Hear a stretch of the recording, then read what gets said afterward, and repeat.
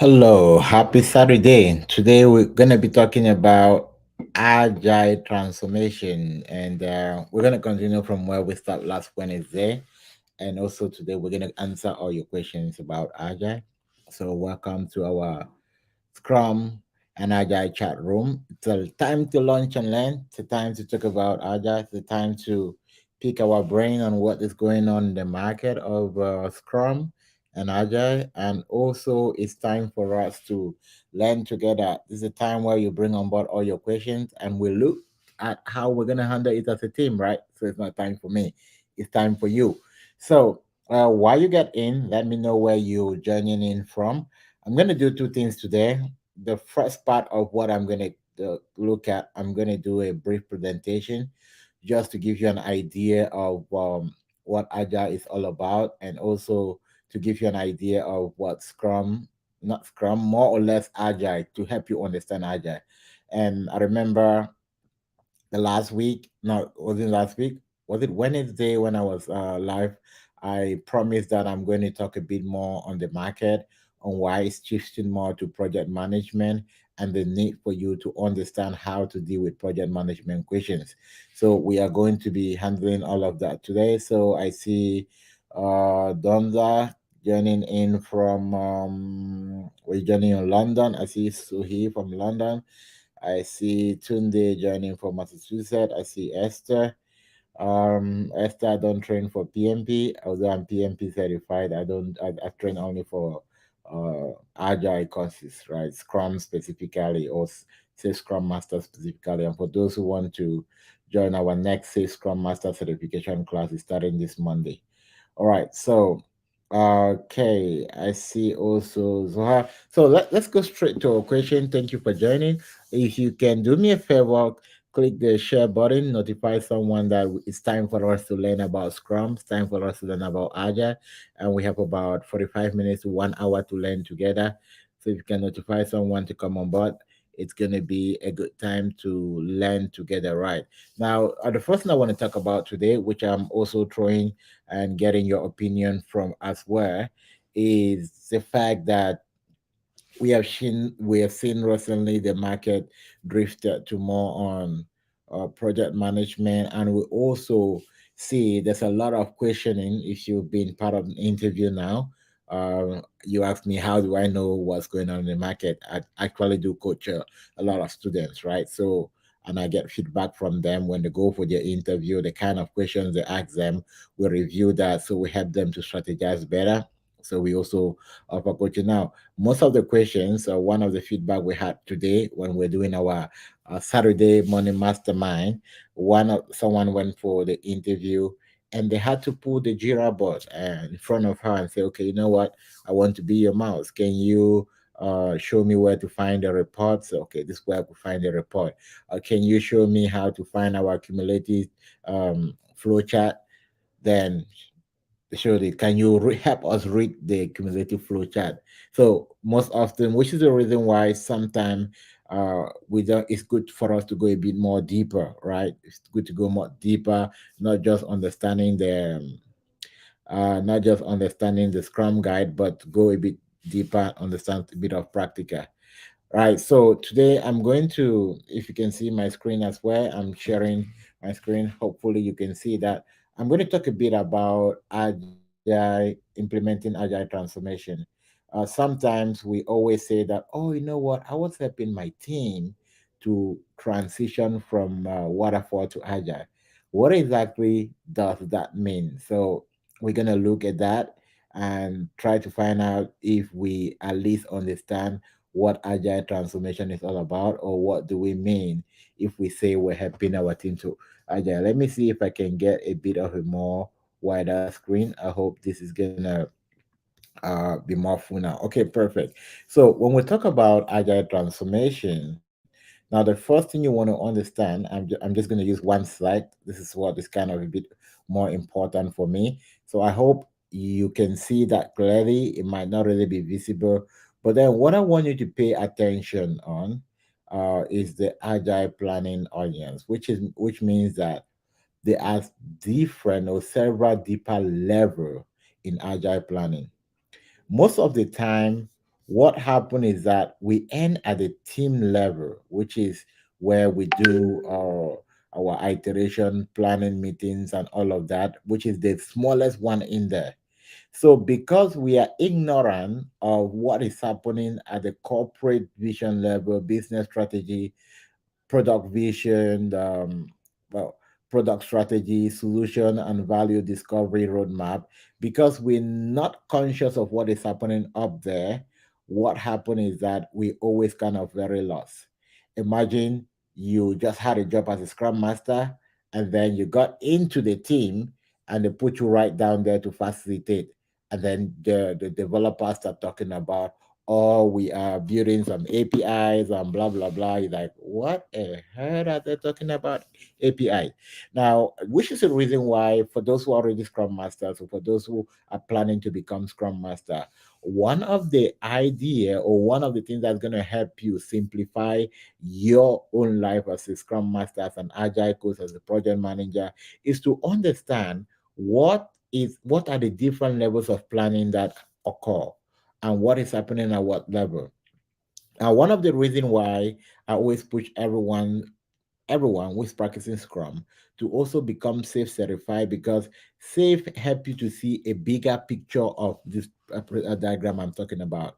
Right. So uh, if we focus on corporation vision, we realize that for any company to say we want to go agile, first of all, they are looking at the corporate level. What is our vision? Looking at their client, who they deliver to. And now, because of that corporation, all right, they want to look at business strategy. Can any of our business strategy benefit from agile product development? If it's a yes, then they look at the product vision. Now, the difference between project management and Scrum, or project management and Agile, is the fact that with Agile product management or Agile delivery, we are focusing on the product. And I did mention the last time that when you focus on the product, then you want to look at what is the composition of the product, right?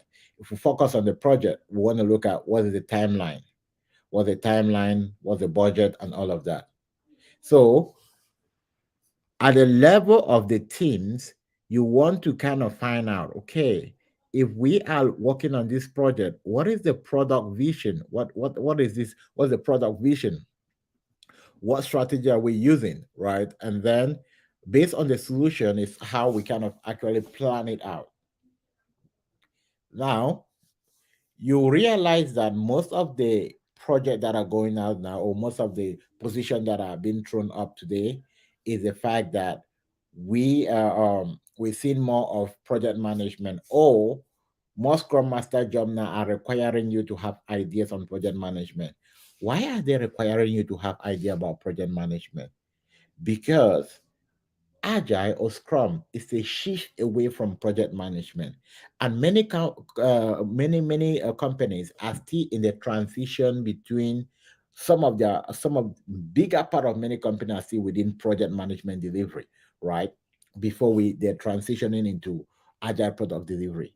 So if you don't understand what it takes to do the transition, then you definitely will not be in a very good position to support the team. That's why they're now insisting that at least we should have an idea of what project management is all about. Project management, in a nutshell, is what I'm sharing to you here. How can you have a bigger picture of how we come to a decision to say, hey, this is the right project for us to implement? Now, in a nutshell, if I can break it down in a non-technical way, what that means is that for any project we want to implement, we need to do planning. And planning happen at different levels. At the leadership level, they are planning. At the program level, they are planning. At the team level, they are planning. Most often, as Agile, as Scrum Master, we are focusing on the team level planning. Now, if you're an Agile coach, you also support program level and portfolio level planning. But then understanding that the planning that comes at the team level is as a result of planning that is happening at the program and portfolio level. If you're in a safe environment, then you'll be familiar with the planning at the program level because you're going to be part of the PI planning. Now, the PI planning is more like the roadmap or product roadmap, which is what every Scrum Master should be looking up to when they join a team. Do we have a product roadmap? Do we have a release plan? And all of that. When you understand the product roadmap and the release plan, you can better guide the team. It's just like, let me say, you pick someone up, right? Just imagine you're a cab driver and you pick someone up and you don't understand where they're going. You don't know their final destination. And then they're sitting behind the seat and they say, oh, turn right, make right here, make a left here. It's easy for you to miss your route. And sometimes you might even get frustrated if they're giving you wrong commands, right?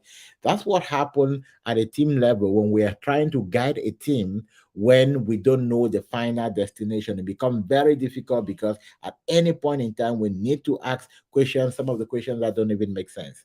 So when we understand the bigger level of agile product delivery and understand that planning happen at different level, when you're having challenges at the team level, you understand that, oh, why are we having challenges? Maybe because at the program level, which is where we have the product vision and the product strategy, maybe they're having some issues there. And in most of the cases, it's not going to be the problem of the team. We have so many teams that they're not having enough work to deliver, but most often you realize that the problem is not at the team level, the problem is at the program level. Now, if you have this idea and you're able to have like a good conversation with your manager or management, you realize that you can also easily move up the ladder. All right, perfect. So I just wanted to get that idea rolling and see how, so that we can all understand when we talk about agile product delivery and what are the different level of planning, we should definitely understand what we're talking about. Now, with this bigger idea, if you ever jump on an interview, you will have an idea of what to share with the interviewer if this asks you what is your experience in project management or in supporting the organization. You can talk about the different level at which we actually plan product delivery, and from there you can be able to make a good suggestion. All right, so that was the bit of teaching we have for today. So it's time for us to role play, right? And Saturday, you have the questions, we have the suggested answer, and we all have a discussion all about it. So time for me. You can ask a question. Ask me a question on. You can ask question on project management. You can ask question on agile.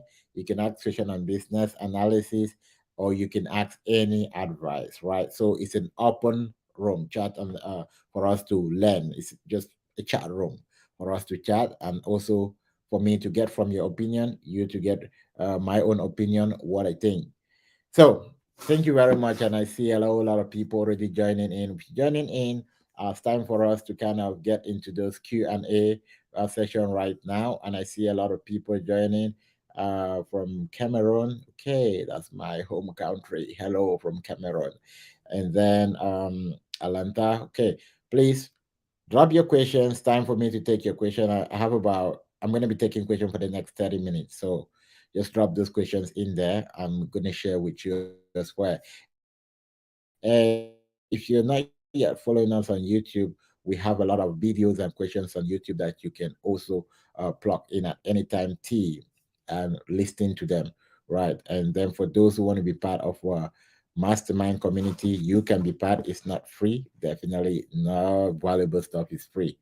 Okay, team, let's get ahead. Let me see what questions you have coming up, and let's see if we can answer them together. And also, hello to all my UK fans and people joining in from London. Hope you're doing great, and good evening to you out there. So, let me see what questions we have for today, and let's get rolling.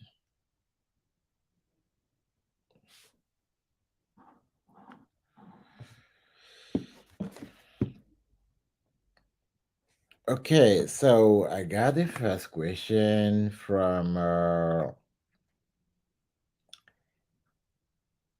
the name is Amina. And what is the question? The question is, uh, Oh, how many week is the training if I have a weekly training schedule? Now for Safe Scrum Master, I do training for 4 days, Monday, Tuesday, Wednesday, Thursday, 4 hours every day. By Thursday, you're ready to take your certification. Right. If I guess you should be able to have the my class schedule on this video description. So you should be able to have that. Right. I just want to make sure I'm not missing any question already. I'm also see a question here. It says that, oh, all right. How can we, as a practice, manage, plan, and deliver solution within organization? Okay, how can agile practitioner, if I can reward this question, it should be how can agile practitioner uh, okay, Rayo, can you rephrase this question so that I make sure I'm answering your question? Just rewrite it. I'm gonna come back to it.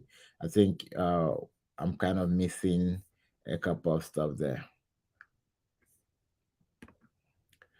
Please, any book you suggest about project management? Yes, there are a couple of books can suggest. I want to see if there's one of the book. I don't have it handy. I'll check it around and I'll put the title. Just remind me. I'm gonna add this one book that I love so much about project management. I'm gonna check and I'll share the title with you. I don't have it.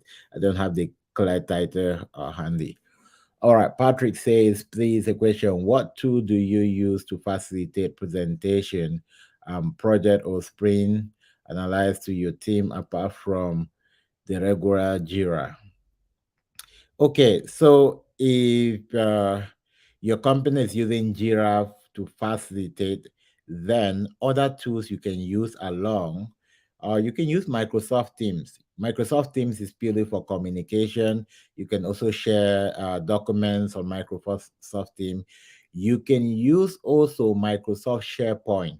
You can also use Conference. Microsoft SharePoint is where, let's say, you want to host your working agreement, you can put it on Microsoft SharePoint since everyone can have access to. Now, Microsoft SharePoint is also if you have a document you want everyone in the team to contribute, you can put it there. Any changes anyone make there, everyone can see it. You also have OneDrive. Those are different tools that you can use in facilitating presentation apart from Jira. So you have Confluence, you have your normal Teams, or you can use Zoom based on the communication channel. You can also use WebEx for companies that use WebEx as well. Then SharePoint, you can also use SharePoint for facilitating communication. Hello, London. Thank you for the awesome teaching. My question is about Scrum Master involvement in project cost planning. All right, normally a Scrum Master should not be involved in a project cost planning. Project cost planning in the Agile environment is the job of the product manager. Why? Because in Agile, we do what we call lean budgeting. We do lean budgeting. So in that case, we're not going to plan as per activity. Now we plan in Agile per value stream and estimate based on the value, the end-to-end product value that we deliver. What are the different features, and then we'll look around at what are the different teams that we're gonna need, and then based on that, budget is being done rather than project costing. So a Scrum Master doesn't have to be involved, except you are a project manager and a Scrum Master. If you're a project manager, then when you do detailed planning at the planning level, then you can start allocating costs to all your different activity. But in Agile, Scrum Master, we don't work with detailed activities and plan, we work with futures. And then we work with the resources that we need as a team to deliver those features. Is business agility from Agile? Yeah. So business agility is the output or the outcome of we practicing Agile. So business agility simply means that our business is flexible to accommodate the changes that are happening in the market. So that's a whole concept on business agility. And when we're talking about agile, it's because we want our business. So business agility simply means our business is agile, right? So we are structured to accommodate changes, to meet fast, to meet our customer need in this very flexible market. How do we do team or sprint capacity? Uh, Team capacity or sprint capacity simply means that who is available, what time are they available, what time are they dedicating to the project. As simple as that. Whether you are calculating it in hours or in most often it's advisable that you look at it based on the company will have based on in relation to velocity. Most often the default velocity is always 8 story point. So you will say someone has full capacity within um, a sprint, it means that they're available 100% of the time and they can pick up 8 story point. If they have, let's say, they're only available for 80%, which means they're absent maybe for 2 days, then what happens is that you subtract 2 story point from their capacity, which means they're all available. If you plan in hours, most often uh, you can look at how many hours, which is like I think 80 hours. Now, if they're not available, the period which you are not available, you subtract the hour that you are actually working with them. But in most of the cases, it's advisable to plan a story point. Why is it advisable to plan a story point compared to story? One of the biggest goal advantage of Agile is that we want everyone to be self-organized, right? If you want to be self-organized, you want to give the developer the ability to organize the time, which is why we use relative estimate. But if we start going through detailed hours, we want them to start telling us what hour or what amount of time are they spending as per item. So that kind of, although some company use that, which we completely respect that, but most often it might be a challenge for people that really, really want to be agile and want to be a flexible space. Do you advise people who have not been yet Scrum Master to take safe certification? Okay, now a very big clarification between safe and Scrum Master. If you're planning to become a Scrum Master, I recommend, with all due respect to PSM and CSM, I recommend go directly for a safe certification Scrum Master. Now, the mistake people make, they feel like safe is different from Scrum. No, SAFE is Scrum plus teaching you how to assist in program level management. So if you have a SAFE certification, you don't need to go back and do PSM and PSM. So the reason why when they put some certain job, they say we want someone with SAFE experience is because SAFE is an addition to Scrum. So when we do, now let me kind of try to explain it. When we do PI planning, which is the core of SAFE, that's why they ask, do you have SAFE experience? It simply means, do you have experience to participate in program planning? Program planning is 2 days in a safe environment. It's called program increment planning, 2 days. After those 2 days, all the team go back and they do normal Scrum. Let's say for the PI cycle, which is between 8 weeks and 12 weeks. And after that's about 4 iteration to 6 iteration or 4 sprint to 6 sprint. After 6 sprint of doing normal Scrum, they come back again and they plan for 2 days. They plan at program level. So that's the difference. So when you do save, it's a bigger advantage for you. You don't have to go do save, then find another time, go do Scrum. No, or you don't have to do Scrum, find another time, go do save. If you are not yet certified and you want to get in faster, my advice is that go directly and do safe. You learn everything about Scrum, the Scrum guide, the pillars of Scrum, how to facilitate all the events, how to help your team to become performant. All of that is also taught during the safe class. And you even get more on how to participate in PI planning. So that's the advantage of doing safe. Do you need to get project management certificate to get a Scrum Master job? No, you don't need to get a project management certificate. It's just a plus. Like you can get more credentials, right? But it's not a guarantee. Now, your ability to get a Scrum Master job is your ability to understand the practice. When you understand the practice, which is how you can be able to pick out a project and plan it on any of the project management tool, can be Jira, Rally, Azure, DevOps, and close the project, and you're able to give a report of the project. If you can do that, trust me, there is no interview that's going to be above you. The reason most of us will struggle most of the time is because we don't have this experience. And unfortunately, we are not also willing to invest in the experience, right? And that is the experience we offer in our community of in our school of practice. Now we don't answer questions as we're answering here.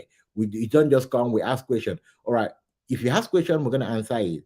But we'll try as much as possible to give you the opportunity to practice how we run project on the board, not just for you to know how to answer it. Know how to answer it is good. But unless you start doing it by yourself, you start tracking it, you close a sprint, you see a report, then you start figuring how to reach your burn down chart, your bend down chart, you start figuring out how to reach a cumulative flow chart, you definitely will not really gain more confidence until you start doing that. So it's very important that you learn how to do that. All right. How can we use Agile to practice, plan, manage, and deliver solution within an organization? All right. Okay. Now I understand your question very well. Very, very important. The way we use Agile, or the way we use Agile into to practice, plan, manage, and deliver, it simply means that the leadership of the organization need to make a decision if they want to go Agile. That's the first part of practicing. Does leadership want to go agile? What does going agile exactly mean?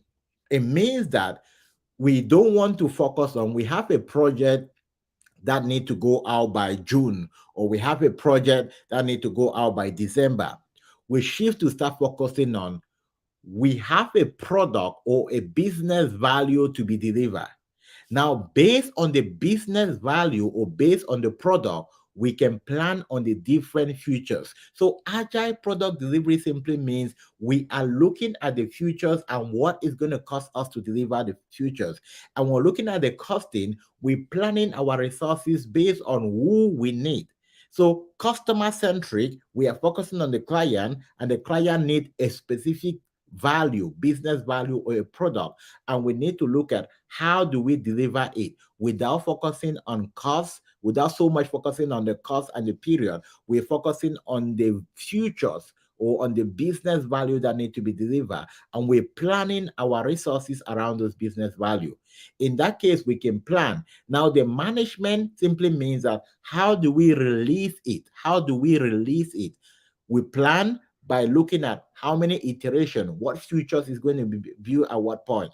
Then the management is how we use a Jira to manage the flow, to manage the delivery, right? And then definitely we have the staging environment. So one of the mistake or one of the clarification we also need to make here is the fact that when we talk about managing project using Jira, Rally, Azure DevOps, now the development, the work is not going on there, right? The work is actually going out in a staging environment. Now, it's just like you draw your timetable or your daily planner, and then you're crossing that, oh, I've done this, I've done this. The work is not actually going on in the planner. So that's just a tool for us to understand what is going on behind the scene. So the planning and the management is just helping us to understand what the developers are doing in the staging environment. And when it's done, now we can deploy it to the client. So agile product delivery simply help us to have a better visualization across the entire process, to have a better view. And the fact that we build in iteration simply means that every 2 weeks or incrementally based on the plan of your organization, and bring in the customer to constantly review what we are working on and give us feedback. That is what makes it agile product delivery. Agile is simply flexibility in the process. All right. So, next question from Doris. How do you how how do you support your team in keeping technical debt under control and delivering shippable valuable increment in the line within the release? Okay, very important question. This technical debt is managed by increasing flow, right? What do we mean by flow? Flow simply means that we are maximizing the cycle time and the lead time. What is cycle time and lead time? Okay, let me break that down. Now, the lead time simply means that when an item get into our backlog until when it's done. The cycle time is when a team member pick up that item and start working on through the period where the team member complete it. So you realize that an item can get into a backlog on a Monday and the developer only pick it up on a Thursday and then finish on a Friday. Normally, the lead time is supposed to be 2 days. Now, what kind of keep that? Normally, the cycle time is 2 days. What makes items stay very long without people picking it to work on it is because they are maximizing the cycle time. Because the item they might be working on are larger stories. So the first way to reduce technical debt is to make sure that we are effectively slicing down our stories to smaller sizes. So, for instance, if you have a rule that all the story within your backlog should not exceed 3 story points, except otherwise, you realize that since our story points are smaller, we can effectively finish it. And if we can effectively finish it, we are minimizing any chances that error will happen. If you're working on something small, if there's an error, you'll be able to know that. But if it's just something in a bigger chain, like an 8 story point, there can be errors between that you will not even be able to notice that because of the large amount of work. So ensure that you keep your batch sizes low, that increase flow, and that also reduce lead time and cycle time, and it helps us to manage technical debt. All right. As a PM, what tools do you use to translate data into actionable insight? Now, when you talk about data, what type of data are you talking about? Are you saying product manager or project manager? So PM, are you talking to PM as a product manager in an agile environment, or PM as a project manager? And now, secondly, what type of data are we talking about? Now, if I can answer this question from an agile perspective, what I'm going to say is that now, when we talk about data, this might be like the futures that we have and at the program backlog that we need to now look at how we build them into our product roadmap and then build it now into the release planning and that get flow into our backlog, right? So the different tool at a level of agile that is used to organize the data, which is data simply means what we need to work on. They can use a Kanban. The program level use a lot of Kanban. Why? Because the Kanban, they're not the one working on it. They want to see how the features have been progressing. At the level of the team, that it depends on what the team is using. Are they using Azure DevOps? Are they using Rally? Are they using Scrum in the entire process?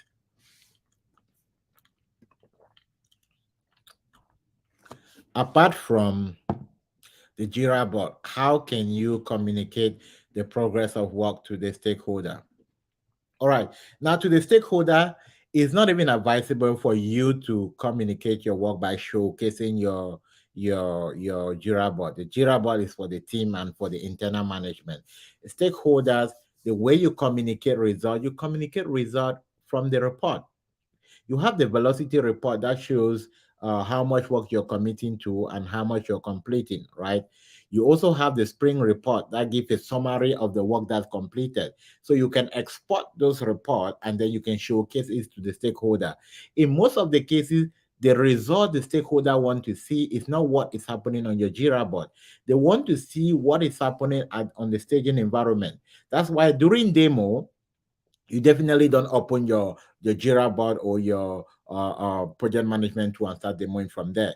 No, the developer actually go on their staging environment and say, look, this is what we've been working on. If you click here, you're going to see this. If you click here, you're going to see this. All of that is what you do the demo. So demo actually do not really happen, or the progress happen in what we call the staging environment, right?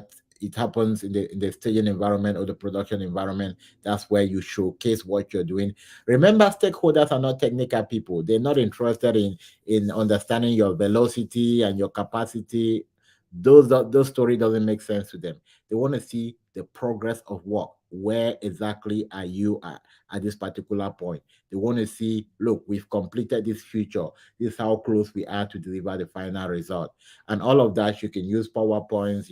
The developer can demo using their staging environment to showcase the result and receive feedback from the stakeholders. How do you coach a new product owner coming from another role within a company, but new to the product owner role in the existing team and doesn't really understand the role and the Scrum Master role? All right. The first thing is that if a new product owner joins your team, right, uh, one thing that's going to help coach them is the team working agreement. It's a very powerful document which most often we ignore, because the team working agreement is going to outline also the what is the role of the product owner, what is the role of the scrum master, what are the role of the developer. So that's the first document to walk them through. Like, okay, this is our team working agreement. This is what we expect from the product owner, and this is what they expect, right? So that's a very straightforward answer to that question. Now, create a team working agreement if it doesn't really exist, but you would say, okay, normally one of the things I love to look at when I join a new team is to ensure that we have a working agreement that help everyone to hold us accountable, and everyone know their roles. So if a new product owner join my team and it's their first time, the first thing I'm going to do, I'll help them to walk them through the team working agreement to ensure that they understand specifically what are their rules and responsibility in alignment to what we are working on. Someone say you cannot hear me. So is it the same for everybody? Um I'm sure that I'm a bit audible, right? So let me know if that's a problem for my end. How do you feel about the job market currently for new Scrum Master with no experience? Okay, the only reason you're not gonna have experience is because you don't want to practice. I'll say it over and over again. If you're not in a practicing community, a community where they can teach you how to create a project um, from future level, how to break it down, how to put it in any of the project management tool, and how to run and close sprint, then you're not doing yourself some favor. That's where you get that's where you get the the experience, right? When you get the experience, any other thing can follow. Now, to be very open, all right, to be very open, we all understand that resumes are not proof of experience. We can craft a resume, we can give you experience with Bank of America, we can give you experience with any company.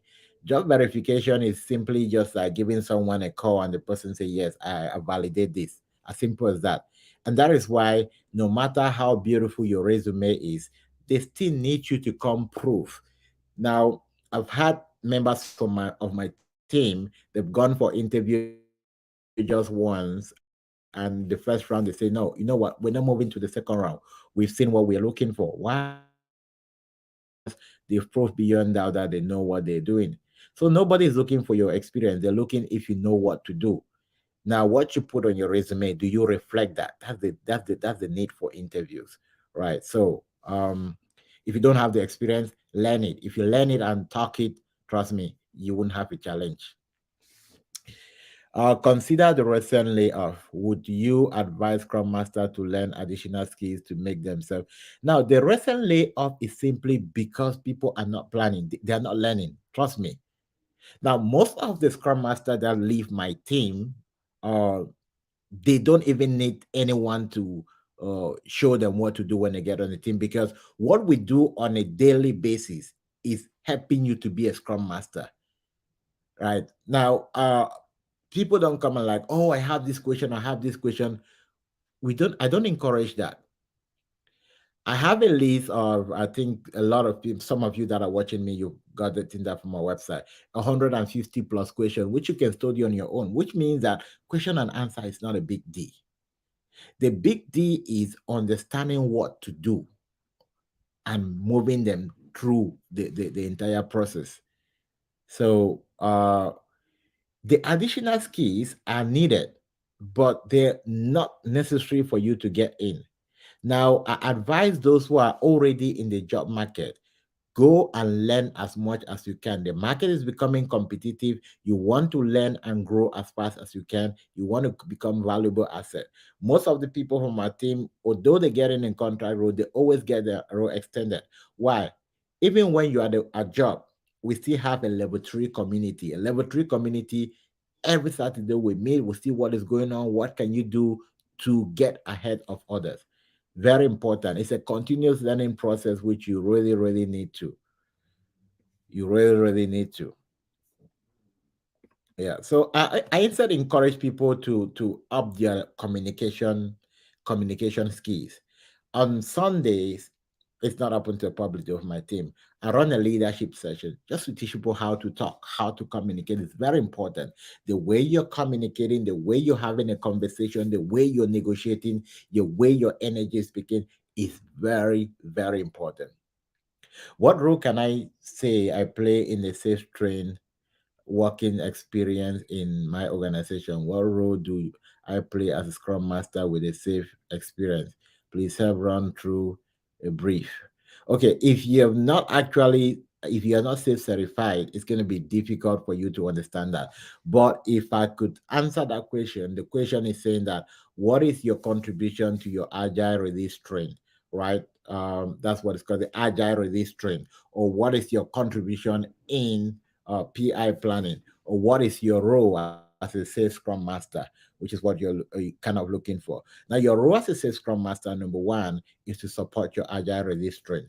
Agile Release Train is a visual organization of 5 to 12 teams that are working on a shared vision to deliver value in every PI cadence. Now, PI cadence is actually between 4 and 6 iteration, although in practice we can have companies that go beyond 6 iteration, but the most often is quarterly, and it's a 2 days event. So your role is to support first PI planning. How do you support PI planning? First, you can partner with your release train engineer. The release train engineer is the servant leader at the level of the art. Art is the agile release train. Now, that's the role of the uh, uh, uh, uh, uh, Scrum Master. You collaborate with a registration engineer to ensure to support them to make sure that the all the requirements in the PI plannings are effectively aligned. And how do you support them? By making sure that you're providing them with the data of your team, velocity data or capacity data prior to that, so that they can know the amount of work they can allocate to you, giving them that that can help them to be able to understand um, what what is your carryover load from the last PI and all of that. Now, during the PI planning itself, your main role as a Scrum Master is to support your team during breakout room 1 and breakout room 2. Breakout room 1 is when you start breaking your futures and feeding them into your iteration. And then breakout room 2 is during the first day. We expect you to have at least a first draft of your plan, and then hand it to management. Management come back with their feedback the end of day 1. Day 2, you continuously work on the revision in the breakout room 2. And while you're doing that, you're ensuring that you are identifying all risks and dependency. You're participating in the Scrum of Scrum as well. And at the end of every PI cycle, you are supporting your team to do the vote of confidence and also to be able to present their draft plan. Now, in a nutshell, that's the role you play or you contribute as a Scrum Master in an art on an agile release train. At the end of every PI, we also run a retrospective. Now, this is kind of the standard which I am giving you in different environment, because we have distributed team members, most often the PI plan is not going to be 2 days. For instance, if we have team members that are connecting from India or Europe and we want to run a full day Scrum PI planning, let's say from 9 p.m. to 5 p.m. Eastern time. By the time we get 5 p.m. Eastern time, it's almost about 4 a.m. India time. So we cannot accommodate that. So we need to be able to split it across 3 days. I've seen also teams that split it even across 4 days to accommodate that. So there's a lot of flexibility, but then I'm giving you the standard so that you can understand what the deviations are, right? Okay, which safe do okay, do Scrum safe the this safe Scrum Master 5.1. That's the one I recommend for everyone, and that's the one we're gonna be teaching on Monday. So if you're interested in joining that, send me a text. Just use that number on the screen, send me a text, and we should definitely be able to get you more information on that. Yeah, you can send me a text through that number. We should be able to give you more information on that and the subsequent classes. Okay, let me see. Am I missing some questions? Yes, yes, yes. Okay. Hey, Coach Catherine, how are you doing? Okay. The next question says that how do you facilitate your retro to ensure the team do not see it as just another glitch meeting? Yeah, very important question. All right. Retros, many teams kind of, or many team members are going to see retro are more like, oh, we don't like retro. We're just asking what we did well, what we can improve, an action item. Now, retro is what we call the playground for the team. And that is why you want to prevent other external people to come in and disrupt the whole process. Retro is also an opportunity where you can be able to see the level of no, not the level of flexibility, the level of acquaintance you have with your team member. A couple of tricks are normally used during my retro. Some of my retro, I make them a Thanksgiving retro, right? Thanksgiving retro. I don't know if that's the right name, or an appreciation. So I just say, "Hello, team. Today we're not doing retro as usual.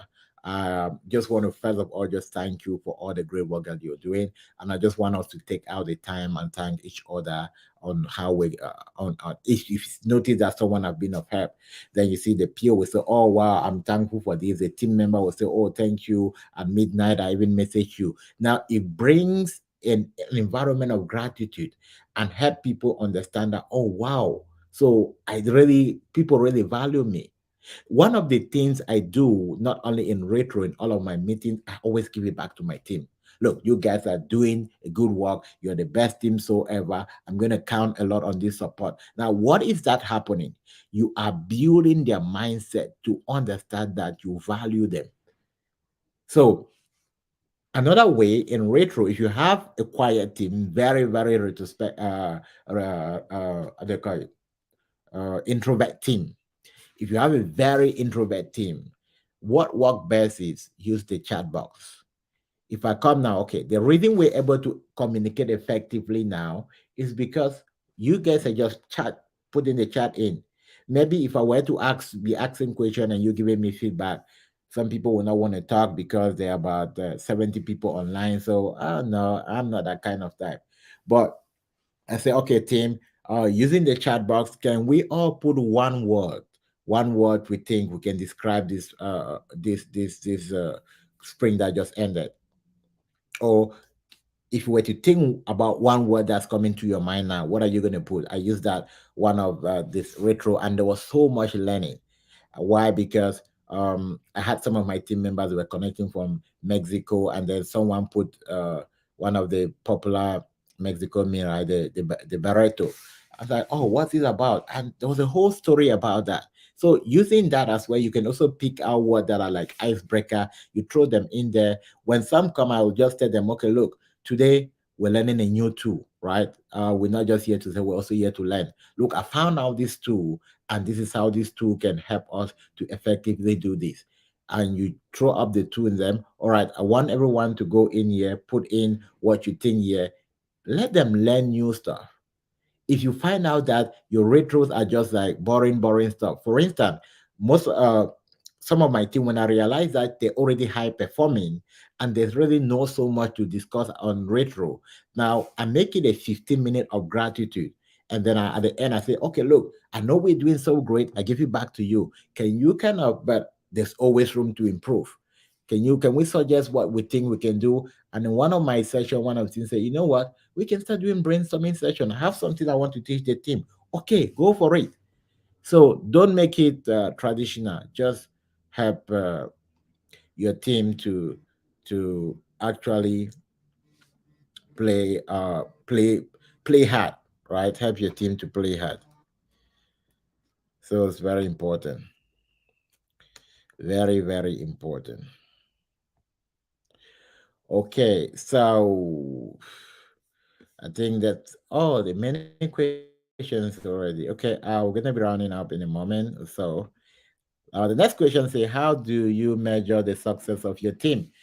Okay, couple of ways to measure team success. You want to look at their collaboration ability. Remember, Scrum is customer centric. If it's customer centric, we need to communicate, we need to collaborate. If your team can collaborate effectively, there is nothing that can stop them. There is nothing that can stop them from delivering. Remember, the whole idea about Agile is measure and grow. It's measure and grow. If you're not measuring, there's no way you can grow from it. The reason so many companies are having challenges is because they're not structured to measure and grow. We're just having conversation today with our community of practice. These are those who are already in the market.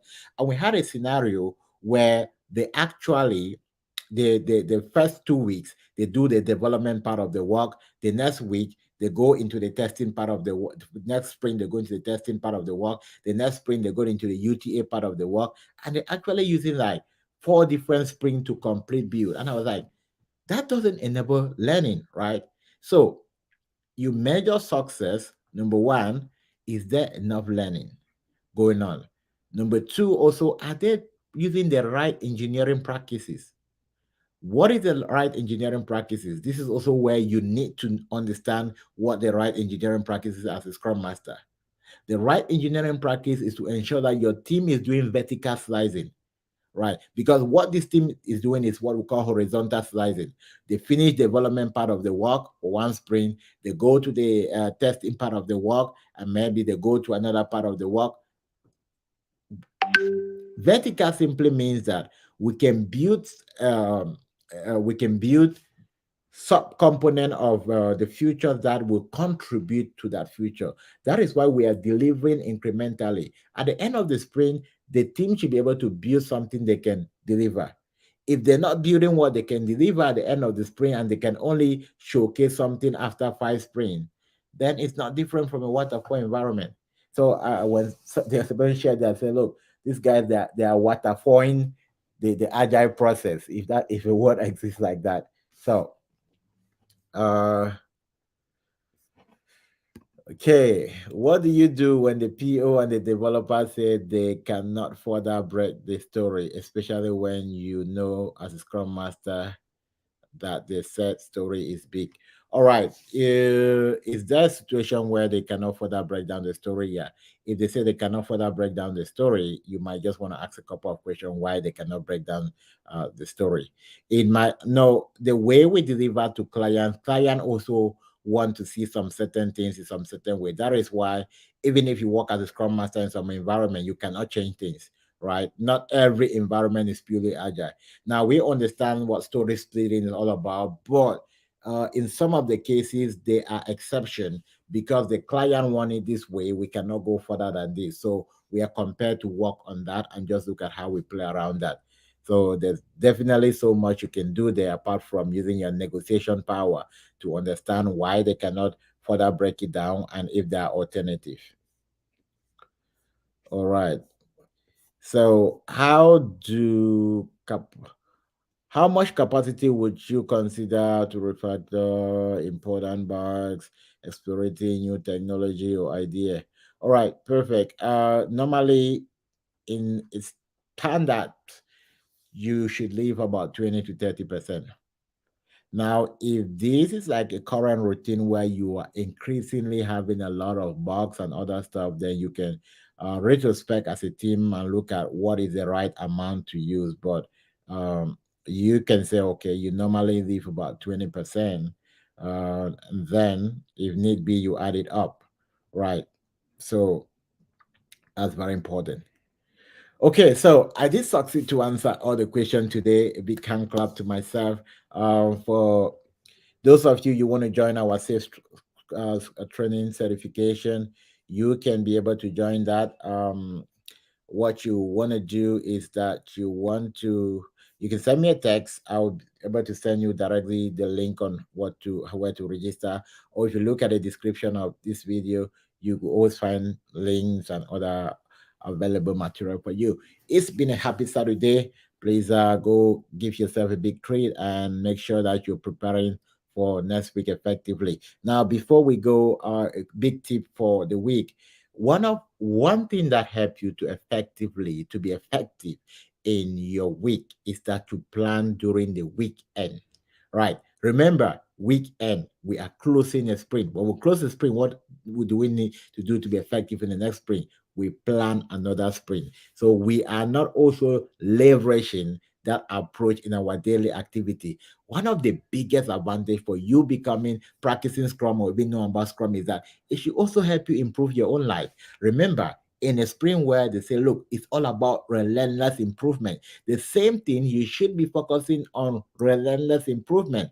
If you're doing the same thing, and expecting different result, then you are not being an effective Scrum Master. So take out time when Saturday today, make sure that you plan out your week, make sure you plan out how many applications you want to send out. If you're already working, make sure you plan how who you want to talk to within the week. Make sure you plan out and even write expectation of what you want for the week. If you expect nothing, you receive nothing. But the goal is that we keep learning as a family, and I'm going to see you on the other side.